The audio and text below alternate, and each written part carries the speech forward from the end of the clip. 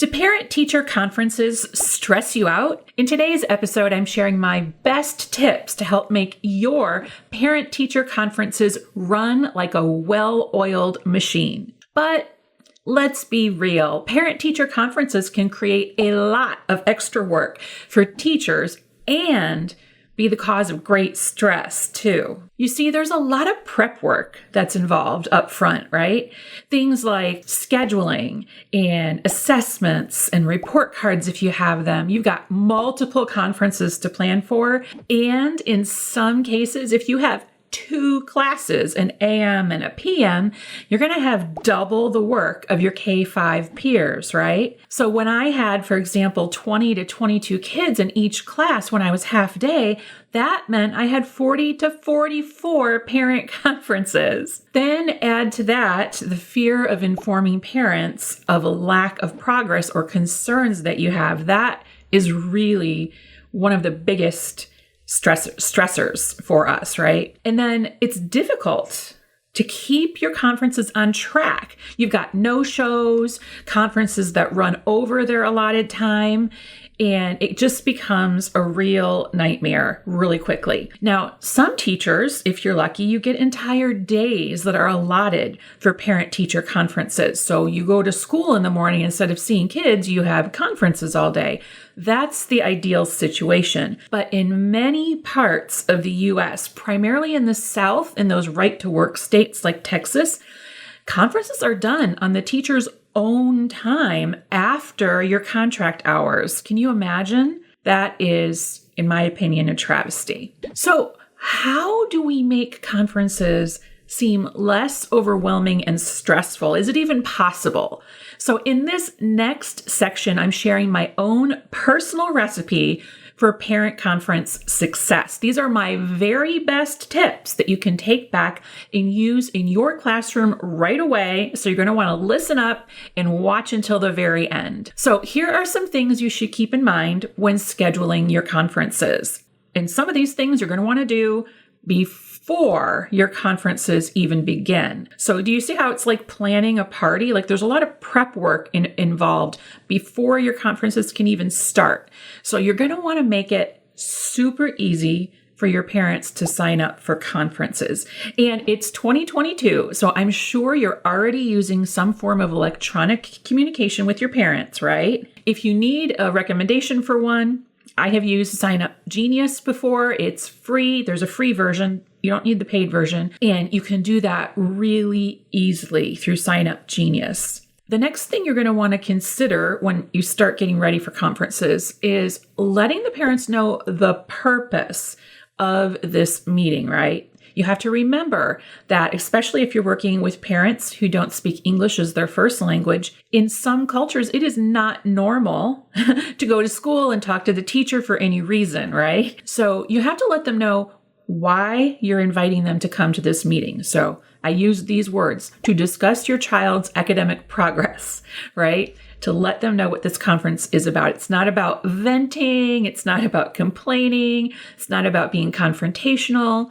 We are just sharing helpful information with the parents. Not every parent understands the true purpose of a conference, especially if it's their first child. Now, if somebody has a couple of other kids and they've already been through this process, they've got an understanding already. But I just make it very clear in any communications, we'll be having a conference soon to discuss your child's academic progress. The other thing that you can do that is super helpful, that's going to also help you prepare better and not have any surprises come up, is you're going to send out a brief being the operative word, survey to your families after they schedule their time slot. And in this survey, you're going to ask them if they have any concerns that they'd like to discuss during conferences. It is so easy. Remember, it's 2022. We can all use free Google Drive to do this. It's super easy to create a survey in Google Drive. You can do it in much less, in my opinion, than 5 minutes. Each parent gets a link to this form or questionnaire. They fill it out and hit submit. Everything goes into a nice handy dandy Google Sheet or spreadsheet for you to review so that you have the questions in advance. This allows you to be prepared for any questions or concerns they have so that they don't surprise you, right? The next thing you're going to want to do is let them know exactly how long the meeting will be. This is critical for staying on schedule, right? So in my communication with them, we're going to have this meeting to discuss your child's academic progress in preschool or pre-K. This meeting should take no longer than, and I like to use 15 minutes as the general rule of thumb. It's the perfect length for most conferences in my own experience. But as I say, I want you to be aware, you're going to want to leave yourself 5 minutes of a buffer between each conference, or at least 5, right? So you're not rushing through each one. It is so easy to get off schedule when just one conference runs over, right? You don't want to inconvenience all the other parents who are waiting for their turn. You want to honor the parents' time, and this is going to help you do that. So I like to have at least a 5-minute buffer between each conference period. And the other thing that's really important, and I know it can be difficult, but offer convenient time slots for parents, because you want to be aware of their circumstances and understand that not all parents can take time off to attend a conference during the day. What about parents who work the night shift, right? Some parents may have a job where it's difficult for them to be away. They don't have these traditional 9-to-5 banker's hour type jobs, right? Or maybe they're in a situation where if they were to take time off work, then they don't get paid and therefore can't pay the rent or buy groceries to feed their family. Bottom line, be considerate and inclusive when it comes to offering conference times to your families. Another important decision that you or your program need to make before conferences is what to do with the child during the conference. Will they be welcome or not? But I have 2 cents to share on that. I do believe it is best to not talk about the child in front of the child, but I don't think it's realistic in this day and age to ask parents to provide their own childcare during parent-teacher conferences, right? This can be a real deal breaker for some parents who can't afford a sitter, or they don't have any close family or relatives nearby to watch their kids. I have always worked in schools where the kids were welcome to be in the room.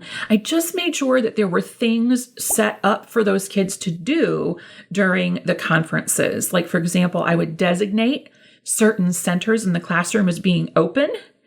And I would invite them to play at centers just like they do in the class every day.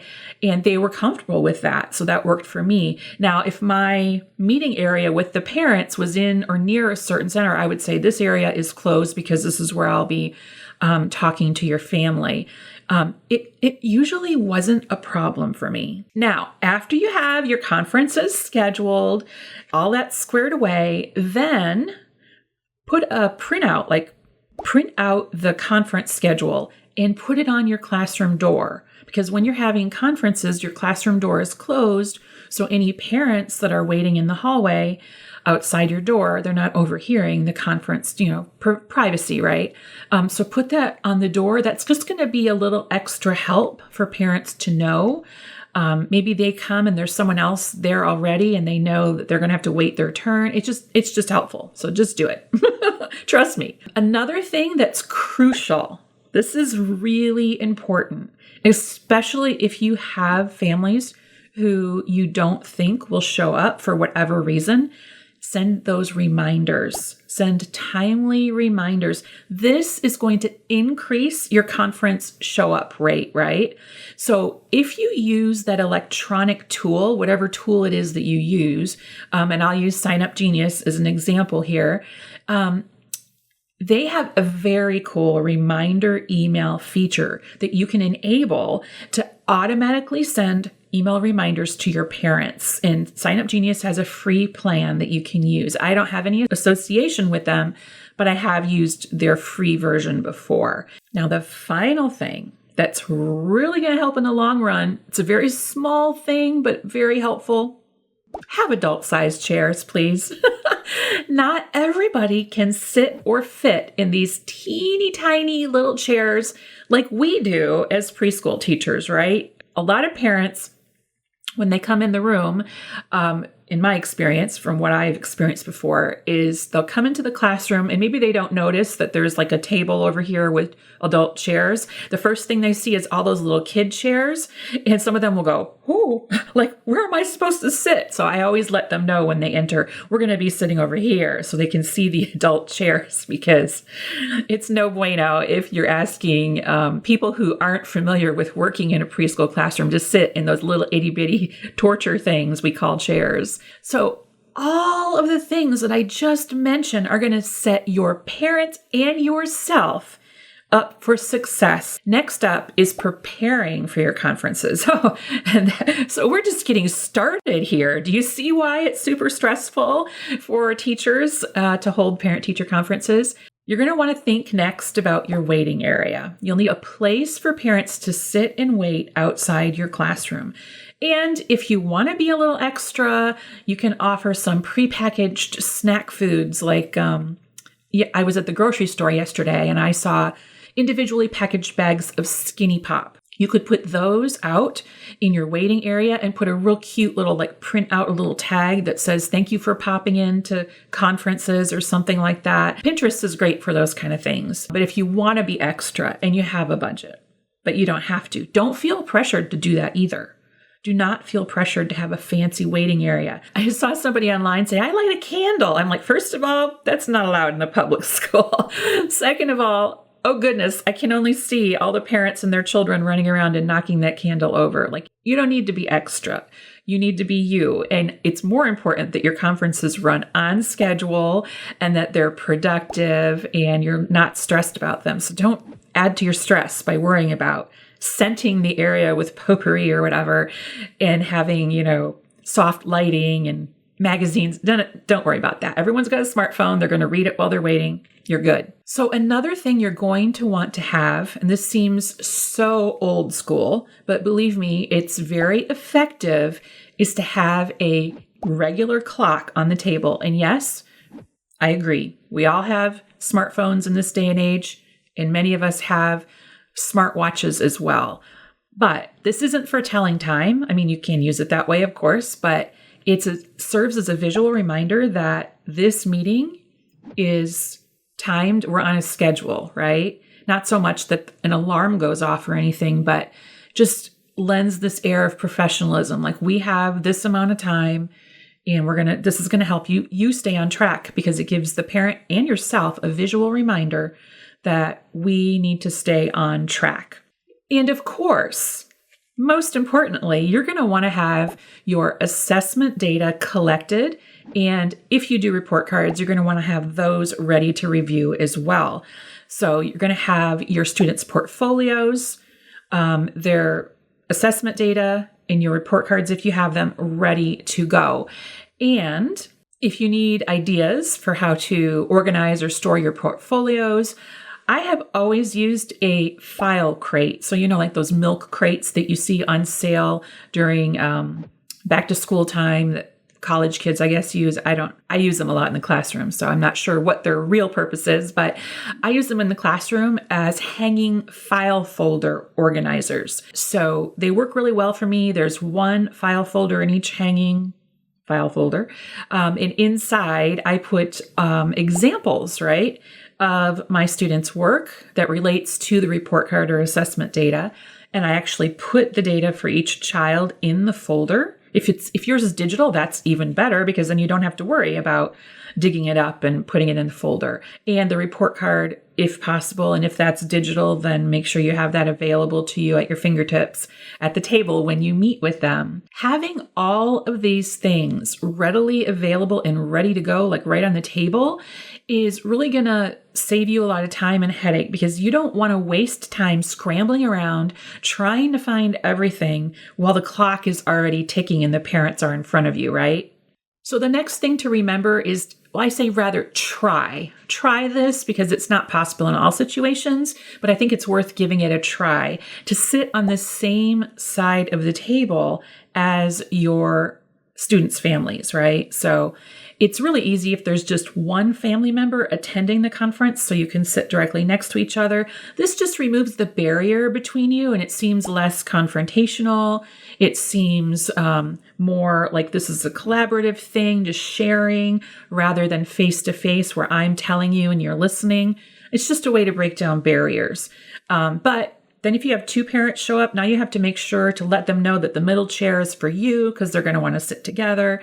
In that I've had situations where I've had 3 or 4 family members show up for a parent-teacher conference, and then it certainly wouldn't be possible.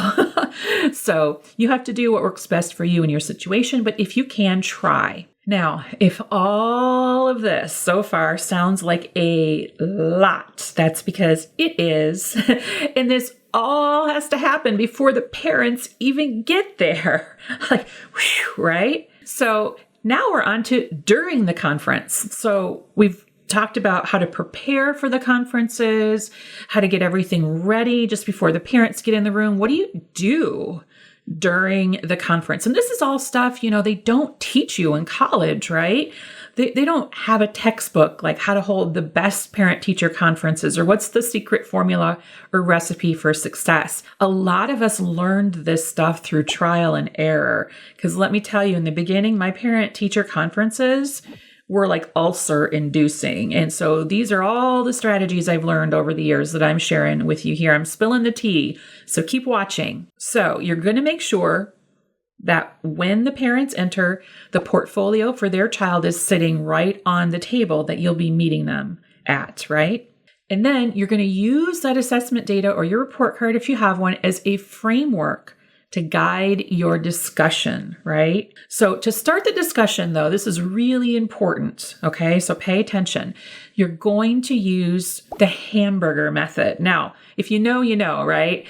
In case you're not familiar with that method, we always start and end conferences with positive statements because we typically remember the first and last things that were discussed.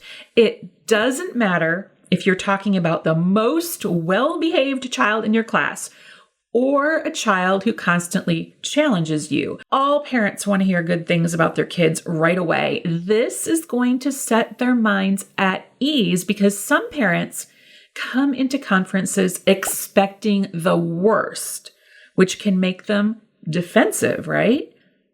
So you might want to write up notes for certain students, you know who they are, if coming up with something positive is going to be a struggle for you. So, for example, for the child who might refuse to clean up, you might say something like this: Henry really loves to play with his classmates. I can tell he likes being in our classroom. He likes it so much that he doesn't clean up, right?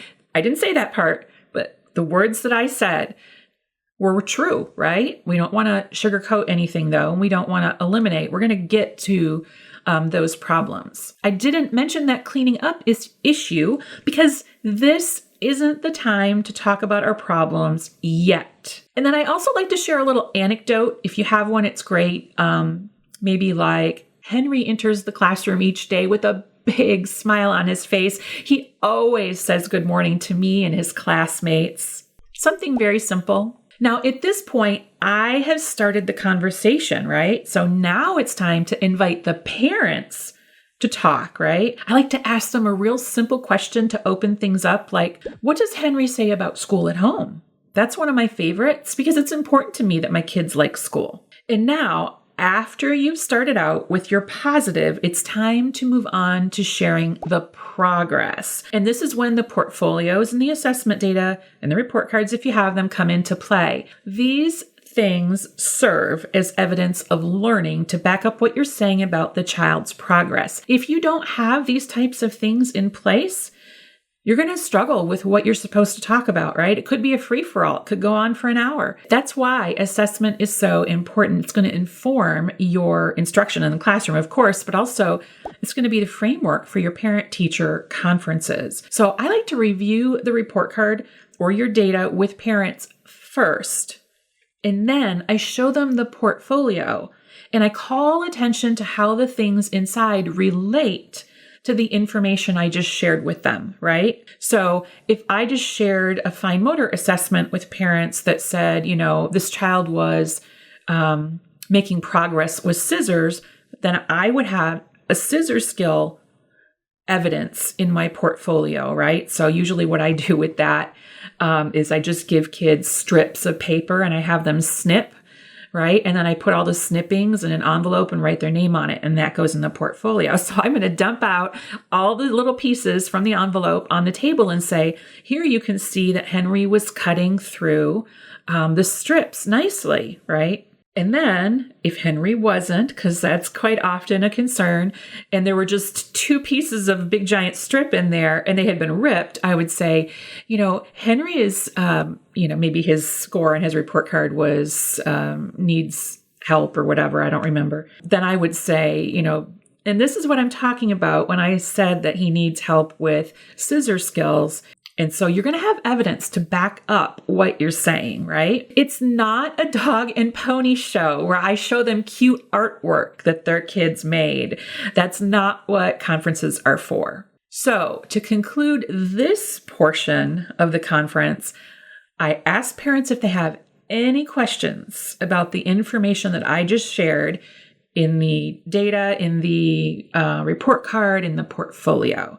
So I'm going to invite them again at the end of this segment to talk, right? So at the end of each part of that hamburger, there's an opportunity for parents to talk because this is a 2-way conversation, right? So now we're at the bottom of the hamburger, right? It's time to discuss, or the top, depending on where you started. It's time to discuss a plan for the child. And so for those kids who are thriving in school, it may be as simple as saying something like, Enrique is doing really well in class. He's on track to being kindergarten ready by the end of the year. Great. For children who might be struggling with a certain skill, I might tell a parent what I've noticed at this point, and then tell them my plan for improvement. So this is a nice way to ease into things that need improvement. For example, if Enrique was struggling with tasks that involved fine motor skills, that conversation might sound like this. I've noticed that Enrique doesn't enjoy using pencils and crayons or any activities where he has to use his hands, like cutting with scissors. So this is something many preschoolers struggle with.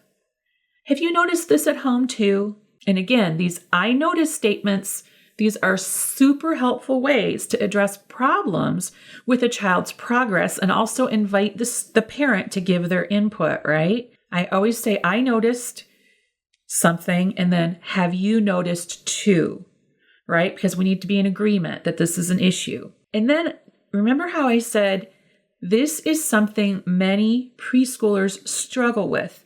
This is critical, right? This is going to ensure them that it's normal and not something that they should be overly alarmed about. And I would agree that fine motor skills are something many preschoolers struggle with, right? So let them know that it's normal. This question at the end, though, about have you noticed too, it allows them to respond to the question you just asked. Super important. Don't skip it, please. Next, I'm going to share what I've been doing in the classroom or what I plan to do to help Enrique make progress with fine motor development. And it might sound something like, we have many opportunities each day in the classroom for Enrique to practice these skills, and I've also used some techniques to help him become more comfortable with holding writing tools. And so then I'm going to explain what I used. If I gave him a short golf pencil, if I had him put a cotton ball in his hand, whatever techniques you've used, lay those out for them. And the next part of your statement is going to be, but I think he would really benefit from doing a few simple things at home to help him feel more confident. Maybe like using a spray bottle to water plants or grass or playing with Play-Doh. Do you think that's something you could help at home? You could help with at home? Again, a question for the parent to respond to. So I'm saying what I've noticed and what I plan to do about it, or am planning to do about it, and then asking them if they can help at home. But I'm not asking them, I'm not telling them like, just do this because I said so. I'm saying He needs to build his confidence. Do you think that you could do something like that at home? And I'm nodding my head, right? Notice how I'm nodding my head because I want them to agree with me. I want to make sure that they know this is important enough that they need to help at home. And then, this is the critical part, I'm going to provide them with some resources to do that because I can't ask them to help at home and not give them any support to do that, right? Because many parents wouldn't know how to fix that other than to sit their kid down and say, cut, right. And that's not going to help Enrique build those fine motor skills, right? So I'm going to give them particular resources. So in this case, I would provide the parents with a copy of my fine motor handout. So it spells out in plain English, no jargon, what fine motor skills are in fun and playful ways they can use at home to help their child develop this skill. Now, I have a free printable for this. There'll be a link in the show notes, which is directly below the video if you're watching. And if you go to Pre-K Pages, if you're listening along and you type in Fine Motor Handout, it should pop up. And then finally, I ask them if they have any questions about the information that I just shared. And then I'm going to address those concerns, if they listed any, in the survey, if I haven't worked those into our discussion already. So what I try to do when I'm going through the portfolio and the assessment data and or report card, I will try to work in any concerns they have during that time. So for example, if a parent says, I'm worried that my child isn't learning English because we speak Spanish at home, if I'm going through the assessments with them or the report card, I'm going to say, and this shows us that he understands English and he is using it in the classroom when he speaks to me. I'm just going to do that really quickly so I don't have to spend a lot of time on it at the end. So I'll say, remember how I said when we were looking at the portfolio or assessment data that he talks to me in English and so forth? I'll remind them that I addressed it then. But I try to sprinkle that throughout the conversation so that I don't have to spend like 20 minutes at the end. We don't have that kind of time addressing this stuff. It also gives me an opportunity to go to some of my professionally written, pre-written parent handouts that I have. And those are also available in the shop. Of course, our Trailblazer students have access to them 24/7. So Trailblazers, if you're watching, just go grab yours right now. But if they talk about things like sleep issues, he won't go to bed at night, or toileting issues, or if you need resources to help them understand how to help their children recognize the alphabet or print at home, or any of the problems that you might have, I have a bunch of handouts. I think I have like 16 or 18 maybe more different handouts that you can pull from. So I would pull some of those resources together for each child and maybe even have them in the portfolio so I can just pull them out and reference them right there. You mentioned in your survey that your child is having issues with toileting and you're concerned about it. Here is a great handout about that I'm going to give you as homework to our meeting today. That's usually what I do. And that works really well. And it helps them feel supported and heard. Now, next is critical. And this is where you have to be a little bold because it can seem abrupt if you're not used to doing this. But to signal the end of the conference, I say this. Okay, are you ready? Thank you for taking the time to meet with me today. It was a pleasure chatting with you. And then I stand up. That's the bold part, right? Because if you keep sitting there, they will keep asking you questions and talking. So I stand up. What happens if the parent then wants to talk about more things that go more in depth on issues and stuff?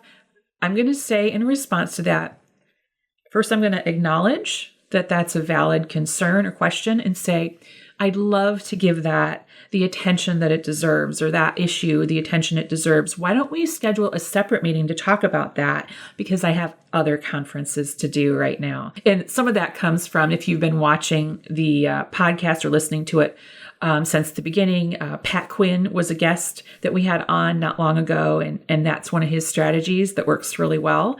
And you want to try that one out. And then you think you're done. Oh no, wait, there's more, right? After the conference, send a thank you message to your parents, right? For the parents who attended, you want to send them a thank you email, right? Or text or whatever your platform is used to communicate. I also like to make a blanket statement in a mass email. Like if you're going to do a weekly newsletter type of a thing or a weekly message to your parents, I'm going to say in there, thank you to all the parents who showed up, or thank you to all the parents who attended parent-teacher conferences this week, not showed up, who attended parent-teacher conferences this week. And it was a pleasure chatting with you all. Pretty much the same thing you said at the end of the conference. What this is going to do isn't going to make the parents who attended feel great. It's going to let the parents who didn't kind of feel guilty. And hopefully when you reach out to them and you say, I missed you at conferences, they'll be more likely to sign up for one. So for parents who no-showed, I'm going to also send an email.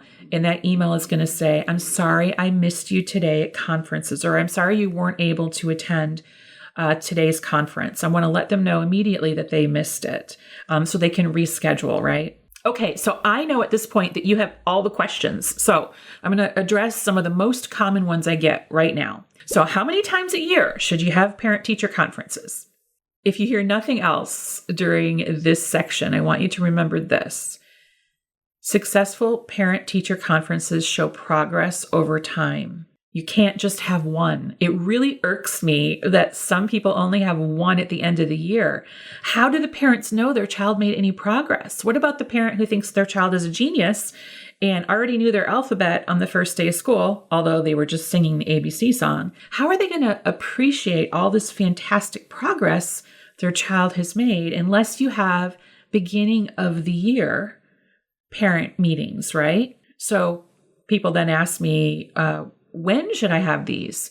And my answer has been in the public schools, they're required. So for some of you, you're like, no problem. I got conferences covered and then some. But I really feel like there should be one in October, because at that point you've had usually a month to get used to the child, and the child has had a month to get used to you, and you've taken your initial assessment data, right? So you've collected all the information about what the child does know, and you're going to share all that wonderful information with parents at conferences. And then at the end of the year, you're going to show phenomenal growth by having another meeting. This is everything they learned in pre-K this year. Look at the growth. In the beginning of the year, he didn't know any letters. Now he knows, 20 or whatever. You're going to show growth over time. So it's really important that you have two. Having just one, I don't think is effective, because you're not going to be able to show growth. It's just going to be a dog and pony show of everything their kid knows.